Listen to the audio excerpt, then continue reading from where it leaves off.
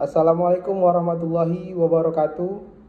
Selamat siang teman-teman di SMA Negeri 3 Kota Surabaya. Perkenalkan, saya Rahmat Ramadan. Saat ini sedang berada di Kota Palembang, Sumatera Selatan. Salam kenal, salam hangat untuk kalian semua di sana. Mohon maaf sebelumnya saya belum bisa hadir secara langsung di hadapan teman-teman. Namun saya berharap jarak tidak menjadi penghalang untuk kita dalam berbagi ilmu pengetahuan dan informasi, serta untuk bertumbuh bersama yang menjadi yang lebih baik. Semoga pada kesempatan hari ini kita semua dalam keadaan yang sehat dan tentunya dalam keadaan yang semangat dalam mengikuti seluruh rangkaian kegiatan pelatihan ini. Teman-teman yang luar biasa, selamat datang di sesi pelatihan dukungan sosial teman sebaya. Hari ini adalah awal dari perjalanan kita untuk lebih memahami, mendukung, dan menginspirasi satu sama lain. Saya sangat senang dan berterima kasih kepada kalian semua. Semoga di sesi pelatihan ini dapat dipahami dengan baik dan bermanfaat untuk kehidupan sehari-hari. Baik teman-teman, ketika berbicara tentang stres akademik, salah satu hal yang dapat dilakukan untuk mengatasinya yaitu dengan adanya dukungan sosial teman sebaya. Di sini saya ingin bertanya kepada teman-teman semua, ada yang mengerti atau ada yang tahu apa sebenarnya dukungan sosial itu? Apapun jawaban dari teman-teman, apapun yang terlintas di pikiran teman-teman sekalian, saya percaya tentu dari kita memiliki pandangan dan jawaban yang berbeda-beda tentang dukungan sosial. Untuk itu mari kita belajar dan simak penjelasan berikut ini. Teman-teman, kita yang ada di dalam kelas ini tentu memiliki hubungan sosial di antara kita dengan yang lain. Misalnya hubungan pertemanan, persahabatan, dan kekeluargaan. Karena sejatinya kita sebagai manusia membutuhkan orang lain dalam kehidupan kita. Nah, untuk itu mari kita samakan terlebih dahulu persepsi kita tentang dukungan sosial itu apa. Nah, di sini saya akan menjelaskan menurut Savarino dan Smith 2011, ternyata dukungan sosial itu merupakan sebuah bentuk rasa nyaman, penghargaan, perhatian, dan bantuan yang diperoleh individu dari orang lain, yang dimana orang lain tersebut bisa antar individu atau kelompok. Nah, teman-teman, berdasarkan penjelasan tersebut, bentuk peran dukungan sosial antara teman sebaya ternyata memiliki peran yang luar biasa. Karena dukungan sosial teman sebaya ini dapat membantu permasalahan individu untuk memperoleh rasa nyaman, penghargaan, dan perhatian, serta bantuan ketika ia sedang mengalami suatu permasalahan. Terkadang ketika kita mengalami suatu permasalahan atau ketika seseorang memiliki suatu permasalahan, ia hanya membutuhkan sosok yang mendengarkan dirinya saja. Yang mana dengan adanya dukungan sosial teman sebaya, peran teman, sahabat, keluarga, dan bahkan yang sudah memiliki pasangan ternyata memberikan dampak terhadap penyelesaian permasalahan tersebut. Atau misalnya ketika kita berbicara di kelas, ada salah satu dari teman kalian yang mungkin belum mengerti tentang materi pelajaran tertentu, yang mana hal ini bisa saja menjadi pemicu stres akademiknya. Namun ketika teman-teman yang lain mampu memberikan bantuan tutor teman sebaya, ini merupakan hal yang dapat membantu ia mengatasi kesulitan dalam pelajaran. Inilah yang saya maksud bagaimana dukungan sosial itu penting dalam kehidupan kita. Ketika teman-teman yang lain merasa kesulitan, kita membantunya baik dengan perbuatan, perkataan, atau saja dia bisa membutuhkan saran atau masukan yang mungkin membantu dirinya untuk keluar dari permasalahan yang sedang ia alami tersebut. Selanjutnya, setelah memahami pengertian dukungan sosial teman sebaya, di sini kita akan masuk pada penjelasan apa saja dimensi dukungan sosial tersebut. Nah, terdapat 4 dimensi, yaitu dukungan emosional, dukungan instrumental, dukungan informasi, dan dukungan persahabatan. Berikut ini saya akan menjelaskan poin-poin utama dari dimensi ini, yang mana pada dukungan emosional di sini termasuk mengungkapkan empati, perhatian, dan kepedulian terhadap orang lain. Yang dimaksud dengan dukungan emosional di sini adalah ketika kita menghadapi suatu permasalahan, kita membutuhkan dukungan dari pasangan atau keluarga yang biasanya kita perlukan untuk memperoleh pemecahan masalah, memperoleh jawaban yang mungkin kita tidak mengerti, atau mendengarkan keluhan kita dengan baik tanpa menjudge kita bahwa permasalahan begitu saja tidak bisa diatasi. Nah, peran dukungan emosional inilah yang mana kita menyampaikan rasa nyaman, memiliki, dan cinta kepada orang lain dengan percaya diri. Kemudian teman-teman juga bisa memberikan yang kedua, yaitu dukungan instrumental, yang mana bantuan ini biasanya diberikan oleh teman atau rekan kerja, serta bantuan dalam bentuk barang, baik dalam penyelesaian tugas atau meminjamkan barang yang dapat mengatasi permasalahan yang sedang dihadapi. Maksud dari dukungan instrumental ini, teman-teman, ketika di kelas atau ketika kita sedang mengalami kita membutuhkan pena, kamu bisa meminjam pena yang dimiliki oleh teman. Ini merupakan bentuk dari dukungan instrumental, yang mana kita memberikan bantuan kepada orang lain dalam bentuk barang. Kemudian yang ketiga yaitu dukungan informasi, yang mana dukungan ini merupakan dukungan dalam bentuk penawaran, kiat, saran, atau komentar untuk individu. Mereka biasanya mendapatkan dukungan ini dari teman-teman, kolega, atau atasan bagi dia yang sudah bekerja. Bahkan dukungan informasi ini juga bisa kita peroleh dari seorang spesialis, baik itu dokter atau psikolog, yang mana dukungan ini berupa saran, nasihat, atau kiat atau semacamnya yang dapat menemukan permasalahan yang serupa dan membantu orang lain dalam menemukan alternatif atau jalan keluar dari permasalahan tersebut.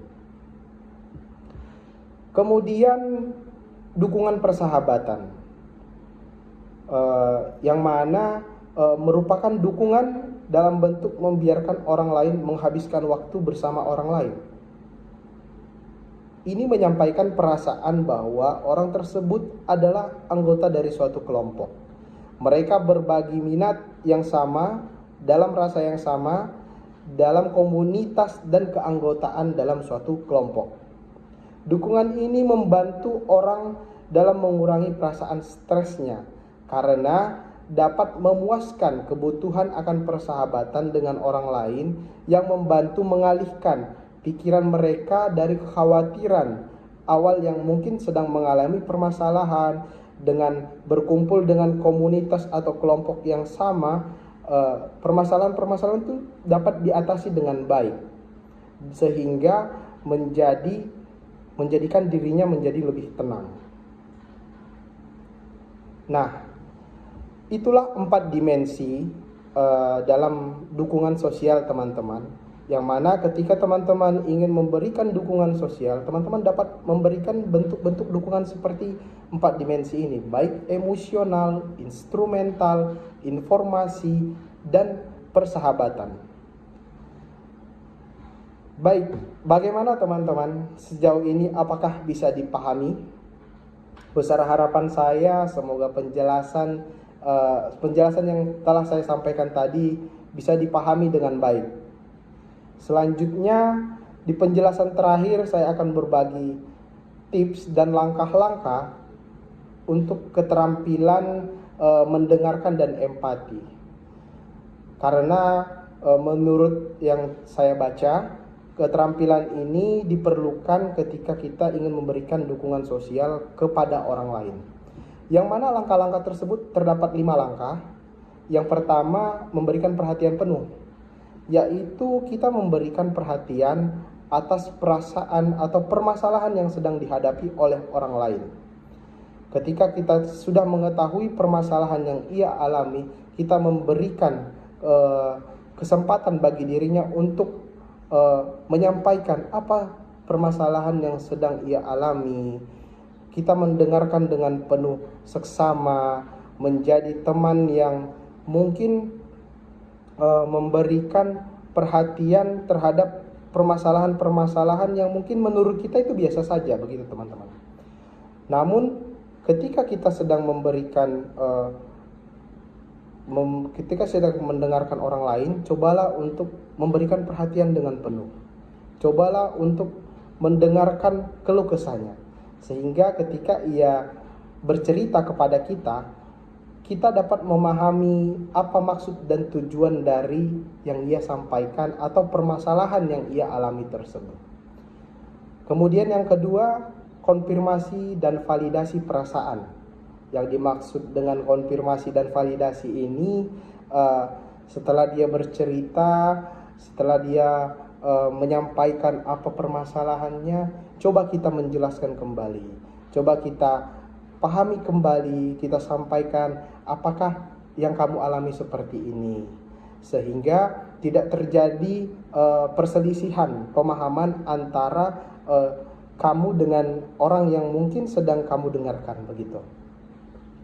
Kemudian yang ketiga, menempatkan diri di posisi orang lain, yang mana ketika seseorang sedang mengalami permasalahan, kita sedang diminta untuk mendengarkan, kita jangan coba pernah membandingkan apa yang ia alami dengan yang kita alami, teman-teman.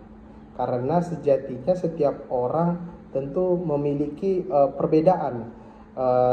Mungkin dia dalam mengelola permasalahan berbeda dengan diri kita. Yang menurut kita itu biasa saja, mungkin itu sudah luar biasa menurut dirinya. Nah, sehingga dalam langkah ketika kita mendengarkan dalam ingin memberikan dukungan sosial, cobalah untuk menempatkan diri dan memposisikan diri di keadaan dan permasalahan tersebut.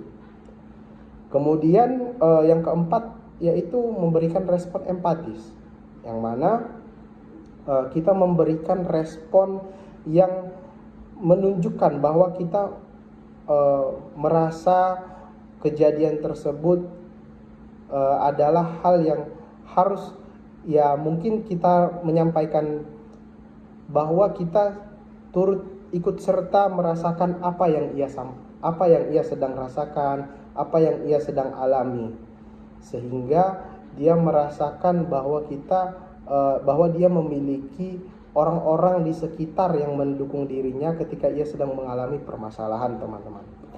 Kemudian komitmen untuk membantu.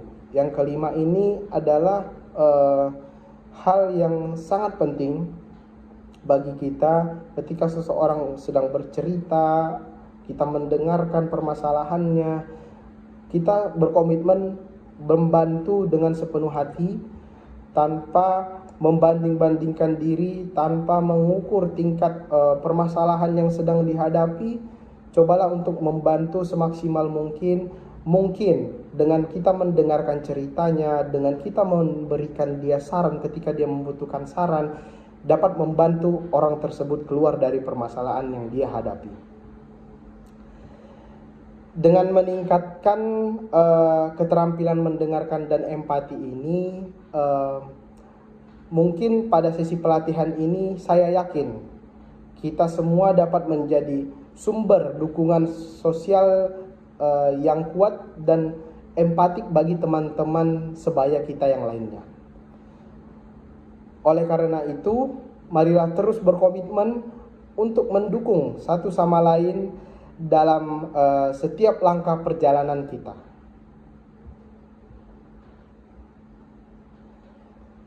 Baik, dalam kesimpulannya, dalam melakukan pelatihan hari ini, peran dukungan sosial teman sebaya untuk mengatasi stres akademik, kami melihat pentingnya membangun hubungan yang mendukung antar rekan teman sebaya, yang mana mengidentifikasi bahwa mendengar dengan empati, menawarkan dukungan yang praktis dan emosional, serta menciptakan ruang yang aman untuk berbagi adalah kunci mengatasi stres akademik. Dengan meningkatkan keterampilan mendengar dan empati, kami mempersiapkan para peserta yang mengikuti pelatihan ini menjadi sumber dukungan yang kuat bagi teman-teman sebaya maupun baik untuk individu maupun untuk kelompok. Baiklah teman-teman, sekian dari saya.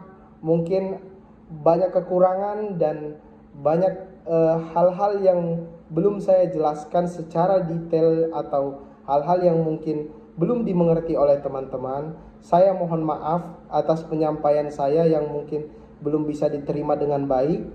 Namun saya harap ketika kita berbagi informasi tentang dukungan sosial ini, semoga dapat membantu. Baiklah, sekian dari saya. Semoga apa yang telah saya bagikan kepada teman-teman dapat bermanfaat dan tentunya dapat mengatasi permasalahan khususnya dalam mengatasi stres akademik dengan memahami peran dukungan sosial teman sebaya. Saya Rahmat Ramadan izin undur diri. Salam sukses untuk kita semua. Semoga kita dapat berjumpa di lain waktu. Saya akhiri dengan salam. Wassalamualaikum warahmatullahi wabarakatuh.